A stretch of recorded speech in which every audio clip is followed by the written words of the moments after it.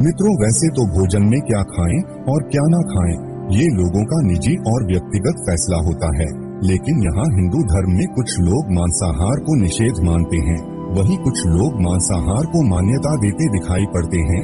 आज भी हमें कई जगह देखने को मिलता है कि एक और मांसाहार ग्रहण करने वाले शाकाहारियों को घास फूस खाने वाला बताते हैं, तो वहीं दूसरी ओर शाकाहारी लोग मांस आहार खाने वालों को जानवरों पर अत्याचार करने वाला मानते हैं। लेकिन मित्रों, किसी भी बात को आंखें बंद कर मान लेना बुद्धिमान लोगों के लक्षण बिल्कुल नहीं है। इसीलिए आइए जानते हैं कि हिंदू धर्म ग्रंथों में मांसाहार और शाकाहार में से कौन सा भोजन उत्तम माना गया है। हिंदू धर्म में मांस खाना मना है या नहीं, इस संबंध में कई लोगों के मन में भ्रम है और इसका कारण कुछ लोगों के मन में वेदों के विषय में बैठी शंका है, जिनकी वजह से वे समझते हैं कि वेदों में पशु बलि, मांस आहार आदि का विधान है। लेकिन मित्रों, ये अर्धसत्य से ज्यादा कुछ भी नहीं। वेद और पुराण हिंदू धर्म के मुख्य धर्म ग्रंथ है। वेदों का सार उपनिषद और उपनिषदों का सार भागवत गीता है। वेदों में पशु हत्या पाप मानी गई है और मांस खाने के संबंध में स्पष्ट मना किया गया है। इतना ही नहीं, वेदों में तो कुछ पशुओं के मांस के संबंध में सख्त हिदायतें दी गई हैं। यजुर्वेद में कहा गया है कि मनुष्य को परमात्मा की सभी रचनाओं को अपनी आत्मा के तुल्य मानना चाहिए, अर्थात वो जैसे अपना हित चाहते हैं वैसे ही दूसरों का भी हित करें। वही अथर्ववेद में कहा गया है, हे मनुष्यों, तुम चावल, दाल, गेहूं आदि खाद्य पदार्थ आहार के रूप में ग्रहण करो। यही तुम्हारे लिए सबसे उत्तम और रमणीय भोजन पदार्थ है। तुम कभी भी किसी भी नर या मादा से हिंसा मत करो। वही ऋग्वेद में बताया गया है कि गाय जगत की माता है और उनकी रक्षा में ही समाज की उन्नति है। मनुष्य को उनके समान सभी चार पैर वाले पशुओं की रक्षा करनी चाहिए। गीता में मांस खाने या नहीं खाने के उल्लेख की बजाय अन्न को 3 श्रेणियों में विभाजित किया गया है, सत्य, रज और तम। गीता के अनुसार अन्न से ही मन और विचार बनते हैं। जो मनुष्य सात्विक भोजन ग्रहण करता है उसकी सोच भी सात्विक रहती है। मांस और मदिरा जैसी चीजें तामसिक भोजन कहलाती है। इस तरह का भोजन करने वाले लोग अक्सर कुकर्म, रोगी, दुखी और आलसी होते हैं। गीता के अनुसार सात्विक आहार आयु को बढ़ाने वाला, मन को शुद्ध करने वाला और बल, बुद्धि और स्वास्थ्य को तृप्ति प्रदान करने वाला होता है। जब यही शाकाहारी आहार अत्यधिक खट्टा, नमकीन या फिर ज्यादा तेल मसालों के साथ पकाए जाते हैं तो वह राक्षसी आहार बन जाता है और ये राक्षसी आहार दुख, शोक एवं रोग उत्पन्न करता है। ठीक इसी तरह गरुड़ पुराण में भी श्री कृष्ण से जुड़ी एक कथा का वर्णन मिलता है। गरुड़ पुराण की इस कथा के अनुसार बचपन में एक दिन श्री कृष्ण यमुना किनारे एक पेड़ के नीचे बैठकर बांसुरी बजा रहे थे कि उसी समय एक हिरन दौड़ता हुआ वहां आया और उनके पीछे जाकर छिप गया। हिरन बहुत ही डरा हुआ था। तब श्री कृष्ण ने उसके सिर को सहलाते हुए हिरन से पूछा, क्या बात है, तुम इतने क्यों डरे हुए हो। तभी एक शिकारी भी वहां आ पहुंचा और बोला, ये मेरा शिकार है, कृपा करके मुझे इसे दे दें। तब भगवान श्री कृष्ण बोले, हर जीवित प्राणी पर सबसे पहले उसका खुद का अधिकार होता है, न कि किसी और का। यह सुनकर शिकारी को क्रोध आ गया। उसने गरजते हुए कहा, ये मेरा शिकार है, इसे मैं पकाकर खाऊंगा, तुम मुझे ज्ञान मत दो। इस पर भगवान कृष्ण पुनः बोले, किसी भी जीव को मारकर खाना पाप है। क्या तुम पाप की भागी बनना चाहते हो। मांसाहार पुण्य है या पाप, क्या तुम नहीं जानते। तब वह शिकारी बोला, मैं आपके जैसा ज्ञानी नहीं हूँ, मैं क्या जानूँ मांसाहार पुण्य है या पाप। मैं तो बस इतना जानता हूँ कि अगर मैंने शिकार नहीं किया तो मुझे खाना नहीं मिलेगा। मैं इस हिरण को जीव बंधन से मुक्त कर पुण्य ही तो कमा रहा हूँ, फिर क्यों आप मुझे इस पुण्य को कम आने से मना कर रहे हैं। जहाँ तक मैंने सुना है, जीव हत्या तो शास्त्रों में भी उचित बताई गई, राजा भी तो शिकार किया करते हैं, फिर क्या ये पाप सिर्फ मुझ निर्धन के लिए ही है। शिकारी ने फिर श्री कृष्ण से पूछा, अब आप ही बताइए, मांसाहार पुण्य है या पाप। शिकारी के मुंह से ऐसी बातें सुनकर भगवान श्री कृष्ण समझ गए कि इसकी बुद्धि मांस खाने के कारण तामसिक हो गई है और उसने सोचने और समझने की बुद्धि भी खो दी है। फिर भगवान श्री कृष्ण बोले, मैं तुम्हें एक कथा सुनाता हूँ, जिसे सुनने के बाद तुम ही बताना कि मांसाहार पुण्य है या पाप। वह शिकारी सोचने लगा कि इस कथा को तो मैं सुन ही लेता हूँ, मेरा मनोरंजन भी हो जाएगा और बाद में मुझे इस हिरण का मांस भी मिल जाएगा। फिर श्री कृष्ण ने अपनी कथा आरंभ की। एक बार मगध में अकाल की वजह से अन्न का उत्पादन कम हो गया।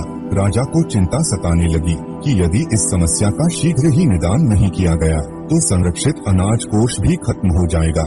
इसके बाद संकट और भीषण हो जाएगा। इस समस्या से निपटने के लिए मगध के राजा ने तुरंत ही राज्यसभा में अपने सभी मंत्री और सलाहकारों को बुलाया और सभी से पूछा कि राज्य के इस खाद्य समस्या को सुलझाने के लिए सबसे सस्ती वस्तु क्या है। ये सुन सभी मंत्रीगण सोचने लगे। चावल, गेहूं, आलू इत्यादि पदार्थों को उगाने के लिए बहुत श्रम करना पड़ता है और उसमें समय भी काफी लगता है। ऐसे में तो कुछ भी सस्ता नहीं हो सकता। तभी शिकार का शौक रखने वाले एक मंत्री ने खड़े होकर महाराज से कहा, महाराज, मेरे मुताबिक सबसे सस्ता खाद्य पदार्थ मांस है। इसके लिए धन भी खर्च नहीं करना पड़ता और पौष्टिक खाना भी मिल जाता है। ये सुनकर सभी सामंतों ने इस बात का समर्थन कर दिया, लेकिन मगध के प्रधानमंत्री अभी भी चुप थे। ये देखकर राजा ने प्रधानमंत्री से पूछा, आप क्यों चुप हैं? कुछ कहते क्यों नहीं? आपका क्या मत है? इसके बाद प्रधानमंत्री ने कहा, मैं ये नहीं मानता कि मांस सबसे सस्ता पदार्थ है, फिर भी इस विषय पर मैं अपने विचार आपके सामने कल रखूंगा। प्रधानमंत्री उसी रात मांस आहार का प्रस्ताव रखने वाले उसी सामंत के घर पहुँचे जिसने ये प्रस्ताव रखा था। सामंत ने इतनी देर रात प्रधानमंत्री को अपने घर आया देखा तो वह घबरा गया। किसी अनिष्ट की आशंका से वह कांप गया। प्रधानमंत्री ने कहा, संध्या को महाराज बीमार हो गए, उनकी हालत बहुत ही खराब हो गई है। राजवैद्य ने कहा है कि किसी शक्तिशाली देह का 2 तोला मांस मिल जाए तो राजा के प्राण बचाए जा सकते हैं। आप महाराज के सबसे निकट हैं, इसके लिए आपको जो भी मूल्य लेना चाहे वो ले सकते हैं। आप कहे तो इस काम के लिए मैं आपको 1 लाख स्वर्ण मुद्राएं भी दे सकता हूँ। इसके अलावा एक बड़ी जागीर भी आपके नाम कर दी जाएगी। आप केवल हाँ कह दें, मैं कटार से आपके हृदय को चीरकर बस 2 तोला मांस निकाल लूंगा। यह सुनकर उस सामंत के चेहरे का रंग फीका पड़ गया। वे सोचने लगा कि जब जीवन ही नहीं रहेगा तो लाखों स्वर्ण मुद्राओं का मैं क्या करूंगा और बड़ी जागीर भी किस काम आएगी। वह झटपट अंदर भागा और अपनी तिजोरी से 1 लाख स्वर्ण मुद्राएं लेकर आ गया। मुद्राएं देकर उसने प्रधानमंत्री के पैर पकड़ लिए और गिड़गिड़ाते हुए बोला, महाशय, मैं आपकी 1 लाख स्वर्ण मुद्राओं में अपनी 1 लाख मुद्राएं और मिला देता हूँ। इस पैसे से आप किसी और के हृदय का मांस खरीद ले, किंतु मुझे जाने दें। मेरी आपसे विनती है कि ये बात किसी और को पता न चले। उसके बाद प्रधानमंत्री ने आगे कहा, सामंत जी, आप शरीर से बलिष्ठ है, आपकी कद काठी भी महाराज से मिलती है, इसीलिए राजवैद्य ने खास तौर पर आप ही का नाम लिया है। आपके दान से हमारे राजा की जिंदगी बन सकती है। यदि आप मान ले तो मैं आपको प्रधानमंत्री का पद देने के लिए भी तैयार हूँ और खुद आपका कर्मचारी बनकर रहूंगा। खुद को फंसता हुआ देख सामंत ने अंग वस्त्र और जूते पहन लिए। फिर उसने प्रधानमंत्री से याचना की कि मैं इसके योग्य नहीं हूँ। जब प्राण ही नहीं रहेंगे तो मैं प्रधानमंत्री पद का या फिर राजा का सिंहासन भी मिल जाए तो मैं उसका क्या करूँगा। आप चाहे तो मेरा सब कुछ ले ले, परंतु मुझे छोड़ दें। इतना कहकर वे अपने घोड़े की ओर भागा और घोड़े पर छलांग लगाकर बैठ गया। वह अभी चलने को ही था कि प्रधानमंत्री ने घोड़े की रस्सी पकड़ी और सामंत से बोला, भागने की जरूरत नहीं है, आप आराम से घर पर ही रहो, मैं कहीं और जाकर प्रयास करता हूँ। ये कहकर प्रधानमंत्री वहाँ से चले गए। उसके बाद मुद्राएं लेकर प्रधानमंत्री बारी बारी से सभी सामंतों के घर पहुँचे और सभी से राजा के हृदय के लिए 2 तोला मांस मांगा, परंतु कोई भी राजी न हुआ। सबने अपने बचाव के लिए प्रधानमंत्री को 1 लाख से 5 लाख स्वर्ण मुद्राएं तक दी और इस प्रकार प्रधानमंत्री ने एक ही रात में 1 करोड़ स्वर्ण मुद्राएं जमा कर ली और सुबह होने से पहले ही अपने महल में पहुंच गया। अगली सुबह राज्यसभा में सभी सामंत समय से पहले ही पहुंच गए। सभी ये जानने को बेचैन थे कि राजा का स्वास्थ्य कैसा है, लेकिन कोई भी किसी को रात की बात नहीं बता रहा था। थोड़ी देर बाद राजा सभा में अपने चिर परिचित अंदाज में आए और सिंहासन पर आकर बैठ गए। सभी सामंतों ने देखा कि राजा तो कहीं से भी अस्वस्थ नहीं लग रहे, उन्हें तो कुछ हुआ ही नहीं था। प्रधानमंत्री ने उनसे झूठ बोला। हर सामंत के मन में यही विचार चल रहा था। तभी प्रधानमंत्री ने राजा के समक्ष 1 करोड़ स्वर्ण मुद्राएं रख दी। राजा ने पूछा, ये स्वर्ण मुद्राएं किसके लिए है और कहां से आई? तब प्रधानमंत्री ने जवाब दिया, हे महाराज, 2 तोले मांस के लिए इतनी धनराशि जुटाई है। लेकिन मांस ना मिला। अपनी जान बचाने के लिए सामंतों ने ये मुद्राएं दी है।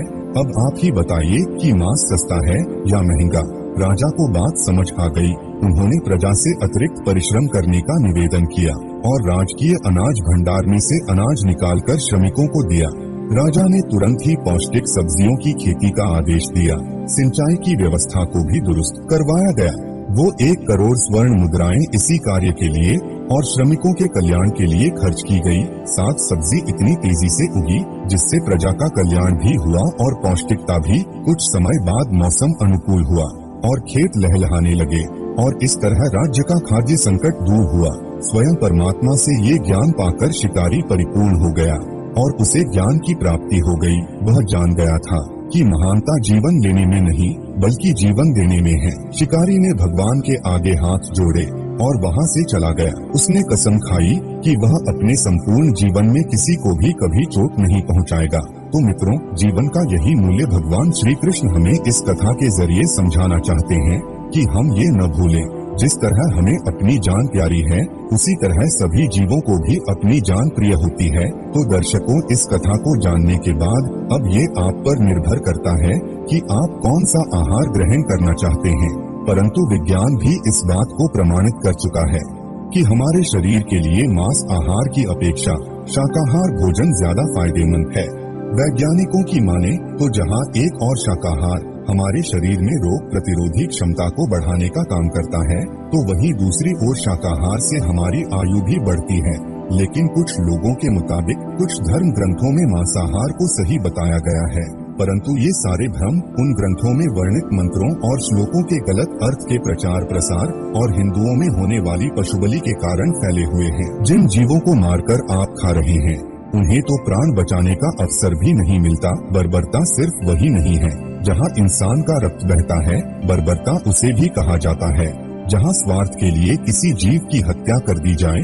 अंत समय आते आते हम जिंदगी भर के पापों के लिए सुकर्म करने की कोशिश करते हैं, परंतु हम ये भूल जाते हैं कि जब वह जीव हमारे लिए काटा गया और हमारे लिए तड़पा तो उसका श्राप हमें इस जीवन में ही नहीं बल्कि अगले जीवन तक नहीं छोड़ता। तो दर्शकों, उम्मीद करता हूँ कि आपके कई भ्रम इस वीडियो को देखने के बाद टूटे होंगे। अगर आपको आज के हमारे ये वीडियो पसंद आई है तो इसे ज्यादा से ज्यादा लाइक और शेयर करें। साथ ही ऐसी और भी पौराणिक और आध्यात्मिक वीडियोस देखते रहने के लिए हमारा YouTube चैनल अभी के अभी सब्सक्राइब कर लें। फिलहाल हमें इजाजत दे। आपका बहुत बहुत शुक्रिया।